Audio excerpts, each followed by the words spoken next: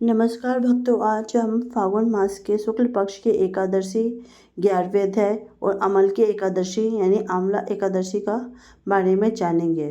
क्योंकि हम पिछले अध्याय में आंवले के वृक्ष की महिमा का वर्णन देखा था, इसलिए यह एकादशी की पूजा विधि भी मुख्य रूप से आंवले के वृक्ष तथा भगवान विष्णु के इर्द गिर्द ही केंद्रित है। जैसा कि आपने पिछली बार विस्तार से और निरंतर प्रवाह में सुनने की इच्छा जताई थी, मैं इस पवित्र व्रत की विधि को भी इस एक रक्षा कवच की भांति बिना शीर्षकों के विस्तार से समझाता हूँ। इस पवित्र व्रत का नियम दशमी तिथि की रात्रि से ही प्रारंभ हो जाता है। दशमी के दिन सूर्यास्त के बाद भोजन नहीं करना चाहिए और मन में भगवान का स्मरण करते हुए सोना चाहिए। एकादशी के दिन ब्रह्म मुहूर्त में उठकर अपने नित्य कर्मों से निवृत्त होकर स्नान करना चाहिए। यदि संभव हो तो स्नान के जल में थोड़ा सा गंगाजल और आंवले का रस या चूर्ण मिला लेना चाहिए, जो कि अत्यंत शुभ माना जाता है। स्नान के बाद स्वच्छ वस्त्र धारण करें और भगवान विष्णु के समक्ष हाथ में जल, पुष्प, अक्षत लेकर व्रत का संकल्प ले। संकल्प लेते समय मन में यह भाव रखें कि हे प्रभु, आज मैं समस्त पापों के नाश के लिए और आपकी प्रसन्नता के लिए अमल के एकादशी का व्रत धारण कर रहा हूँ। आप मेरी रक्षा करें और मेरा व्रत निर्विघ्न रूप से पूरा हो। इस पूजा की सबसे विशेष बात यह है कि यह मंदिर के साथ साथ आंवले के वृक्ष के नीचे भी की जाती है। संकल्प लेने के पश्चात आंवले के वृक्ष के पास जाएं, वृक्ष के आसपास की भूमि को साफ करें, उसे गाय के गोबर से लेपें या शुद्ध जल से पवित्र करें। पेड़ की जड़ में एक वेदी बनाकर उस पर एक प्रकार का मंडल बनाएं और उस पर एक जल से भरा कलश स्थापित करें। कलश में 5 पल्लव रखें और उसके ऊपर एक दीपक जलाएं। यह कलश देवताओं के स्थान माना जाता है। कलश के ऊपर भगवान विष्णु के छठे अवतार परशुराम जी की स्वर्ण, चांदी या मिट्टी से मूर्ति स्थापित करें। क्योंकि अमल की एकादशी के दिन परशुराम जी की पूजा का विधान बहुत ही शुभ माना गया है, जो कि शास्त्रों में बताया गया है। यदि मूर्ति ना हो तो आप भगवान विष्णु के चित्र या शालिग्राम जी को भी वहाँ विराजमान कर सकते हैं। इसके लिए विधि विधान से पूजन आरंभ करें। सबसे पहले आंवले के वृक्ष को धूप, दीप, चंदन, रोली और पुष्प अर्पित करें। आंवले के वृक्ष को साक्षात भगवान विष्णु का ही स्वरूप माना गया है और यही मानकर उसकी पूजा की जाती है। वृक्ष को वस्त्र समर्पित करें और कलावा लपेटें। इसके बाद भगवान परशुराम या विष्णु जी को पंचामृत से स्नान कराएं और उन्हें पीताम्बर पीले वस्त्र अर्पित करें। फिर उन्हें ऋतुफल और विशेष रूप से आंवला अर्पित करें। इस दिन आंवले का दान और आंवले का भोग लगाना अनिवार्य है और अत्यंत पुण्यकारी माना जाता है। पूजन के दौरान ओम नमो भगवते वासुदेवाय मंत्र का निरंतर जाप करते रहें। पूजन का अगला चरण परिक्रमा का है। आंवले के वृक्ष की 7 बार परिक्रमा करनी चाहिए। परिक्रमा करते समय हाथ में सूत का धागा या मोली लेकर उस वृक्ष के तनों के चारों ओर लपेटते जाना चाहिए। यह सूत्र आपके जीवन की रक्षा और भगवान के प्रति अटूट संबंध स्थापित करता है। परिक्रमा पूरी होने के बाद वृक्ष के नीचे बैठकर ये भगवान की कथा सुननी चाहिए या विष्णु जी का नाम का पाठ करना चाहिए। प्राचीन मान्यताओं के अनुसार इस दिन रात्रि में आंवले के वृक्ष के नीचे ही जागरण करने का भी विधान है। भक्तगण रात भर भजन कीर्तन करते हैं और भगवान के नामों का गुणगान करते हैं।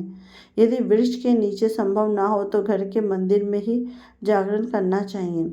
द्वादशी के दिन अगले दिन प्रातःकाल पुनः स्नान करके भगवान विष्णु और आंवले के वृक्ष की पूजा करें।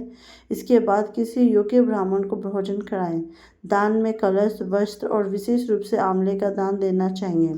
ब्राह्मण को विदा करने के बाद ही स्वयं भोजन ग्रहण करके व्रत का पारायण करें। याद रखें कि इस व्रत में अन्न का त्याग होता है।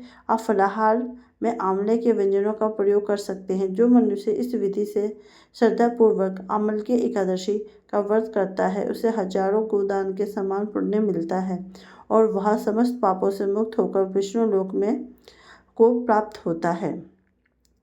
चूँकि आपने इस कथा को आगे पढ़ रखा है तो इस कथा का हम अंतिम विचार देखेंगे। व्रत की कथा सुने बिना यह व्रत अधूरा माना जाता है। सही विधि से पारण किए बिना उसका फल प्राप्त नहीं होता। प्रस्तुत है अमल की एकादशी की पावन कथा, जिसमें कि राजा चित्रसेन के बारे में बताया गया है और अंत में पारण के विशेष मंत्र दिए गए हैं। अब यहाँ से हम कथा स्टार्ट करते हैं, जो कि अमलकी एकादशी की है। प्राचीन काल की बात है। एक अत्यंत समृद्ध और धर्मपरायण नगर था, जिसका नाम था वेदिश। वह चंद्रवंशी राजा चित्रसेन, जिन्होंने कुछ पुराणों में चेतरथ भी कहा गया है। राजा कहते हैं, राजा चित्रसेन बड़ा ही विद्वान, दानी और भगवान विष्णु के अनन्य भक्त थे। उनके राज्य में प्रजा भी सात्विक थी, ना कोई दरिद्र था, ना ही कोई लोभी था और ना ही कोई नास्तिक। वहाँ बच्चे से लेकर वृद्ध तक सभी एकादशी का व्रत पूरी निष्ठा से करते थे। एक बार फागुन मास के शुक्ल पक्ष की अमलकी एकादशी आई। राजा चित्रसेन को पता था कि यह एकादशी कितनी फलदायी है। उस दिन राजा अपने प्रजा, मंत्री और पुरोहितों के साथ नगर में दूर नदी के तट पर गए। वहाँ एक बहुत पुराना और विशाल आंवले का वृक्ष था। राजा ने उस वृक्ष के नीचे भगवान विष्णु और माता लक्ष्मी की स्थापना की। राजा ने धूप, दीप, नैवेद्य, पंचरत्न और सुगंधित पुष्पों से आंवले के वृक्ष तथा भगवान का पूजन किया। उन्होंने प्रार्थना की, हे धात्री, आप ब्रह्म स्वरूपा हैं, आप पापों का नाश करने वाली हैं। मैं आपको नमन करता हूँ, कृपया मेरे अर्घ्य स्वीकार करें। पूजन के बाद रात्रि जागरण आरंभ हुआ।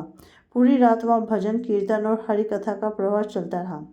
उसी समय एक कुरूप बहेड़िया यानी शिकारी, जो जीव हत्या करके अपने परिवार का पालन करता था, उधर से गुजरा। वह भूख और प्यास से अत्यंत व्याकुल था। उसने देखा कि नदी तट पर बहुत सारे लोग एकत्रित हैं और घी के दीपक जल रहे हैं। भोजन या चोरी की आशा से वह वहाँ छुपकर एक कोने में जाकर बैठ गया। वह शिकारी पूरी रात वहाँ बैठा रहा। उसने देखा कि राजा और प्रजा भगवान की भक्ति में लीन है। उसने भी अनजाने में ही सही भगवान विष्णु की कथा सुनी और एकादशी के महत्व को देखा। भूख के कारण उसका उपवास भी हो गया और पूरी रात जागने के कारण उसका जागरण भी संपन्न हो गया। प्रातःकाल होते ही राजा और प्रजा अपने नगर लौट आए। शिकारी भी अपने घर आया और भोजन किया। कुछ समय बाद जब उस शिकारी की मृत्यु हो गई, यद्यपि उसने जीवन भर पाप किए थे, लेकिन उसने अनजाने में ही सही अमलकी एकादशी व्रत और जागरण के प्रभाव से उसके सारे पाप नष्ट हो गए। अगले जन्म में वह शिकारी एक महान राजा के रूप में जन्मा। उसका नाम वसुरथ रखा गया, जहाँ जयंती नाम की नगरी का स्वामी था। वह 10,000 हाथियों के बल वाला तेजस्वी और धन्य धान्य से संपन्न राजा था। पूर्व जन्मों के संस्कार के कारण वह इस जन्म में भी बड़ा धर्मात्मा और विष्णु भक्त हुआ। एक दिन राजा वसुरथ शिकार खेलते खेलते घोर जंगल में रास्ता भटक गए। वह बहुत थक गया था, इसलिए एक वृक्ष के नीचे अपनी भुजा का तकिया बनाकर सो गया। तभी वहाँ कुछ जंगली डाकू आ गए। वे राजा को अकेला देखकर उसे मारने दौड़े और वे चिल्लाए, यही वह दुष्ट राजा जिसने हमारे माता पिता और भाई बंधुओं को मारा है, आज इसे मारकर अपना प्रतिशोध पूरा करेंगे। डाकुओं ने राजा पर भालों, तलवारों और तीरों से प्रहार किया, लेकिन आश्चर्य, उनके सारे अस्त्र शस्त्र राजा के शरीर को छूटते ही फूलों में बदल जाते। राजा को खरोच तक नहीं आई। तभी राजा के शरीर से एक दिव्य शक्ति प्रकट हुई। वह एक अत्यंत सुंदर स्त्री के रूप में थी, लेकिन उसका रूप क्रोध से भरा हुआ था। उसकी आंखों में आग बरस रही थी और हाथ में चक्र था। वह साक्षात भगवान की शक्ति थी। उसने पल भर में उन सभी दुष्ट डाकुओं का संहार कर दिया। जब राजा की नींद खुली तो उसने देखा कि चारों ओर भयानक राक्षसों के शव पड़े हैं। वह चकित रह गया। उसने सोचा, इस घोर वन में मेरी रक्षा किसने की? कौन है वह मेरा जो कभी भी मेरा को हितैषित नहीं करना चाहता? तभी आकाशवाणी हुई, हे राजन, तुम चकित क्यों होते हो? इस संसार में भगवान विष्णु के अतिरिक्त तुम्हारी रक्षा और कौन कर सकता है? यह तुम्हारे पूर्व जन्म में किए गए अमलकी एकादशी व्रत का ही प्रभाव है कि आज भगवान केशव ने तुम्हारी स्वयं रक्षा की है। यह सुनकर राजा वसुरथ गदगद हो गया। उसने भगवान को साष्टांग प्रणाम किया और अपने राज्य लौटकर जीवन भर विधि विधान से अमलकी एकादशी का व्रत करने का संकल्प लिया। एकादशी का व्रत द्वादशी यानी अगले दिन सूर्योदय के बाद ही खोला जाता है। प्रायः सही समय पर और सही विधि से के अनुसार ही किया जाना चाहिए। स्नान दान, द्वादशी की सुबह उठकर स्नान करें, भगवान विष्णु की पूजा करें, अपने सामर्थ्य के अनुसार किसी ब्राह्मण को भोजन कराएं, अन्न, धन, फल, दक्षिणा दें। अमलकी एकादशी के पारण में आंवले का दान श्रेष्ठ माना गया है। इसके बाद ही स्वयं भोजन करें। पारायण मंत्र। व्रत खोलते समय हाथ में जल और तुलसी पात्र लेकर भगवान से प्रार्थना करें। हे कमल नयन भगवान विष्णु, मैंने आपकी भक्ति के वशीभूत होकर यह व्रत किया है। यदि इसमें कोई कमी रह गई हो तो हे जनार्दन, अपनी कृपा से इसे पूर्ण करें। हे केशव, मैं अज्ञान के अंधकार में हूँ, आप मुझ पर प्रसन्न हो और मुझे ज्ञान की दृष्टि प्रदान करें। इसके बाद ओम विष्णुवे नमः कहते हुए जल पीकर और आंवले का टुकड़ा या तुलसी दल मुख में डालकर व्रत खोलें। ये थी हमारी अमल की एकादशी की व्रत कथा। अगर आप इसी तरह का मेरी पवित्र कहानी और कथा सुनना चाहते हैं जो कि आपके तन मन को शांत कर सके, तो कृपया मेरे चैनल को लाइक, कमेंट एंड सब्सक्राइब कीजिए। धन्यवाद मेरे इस वीडियो को देखने के लिए। जय राधे कृष्णा, जय राधे कृष्णा।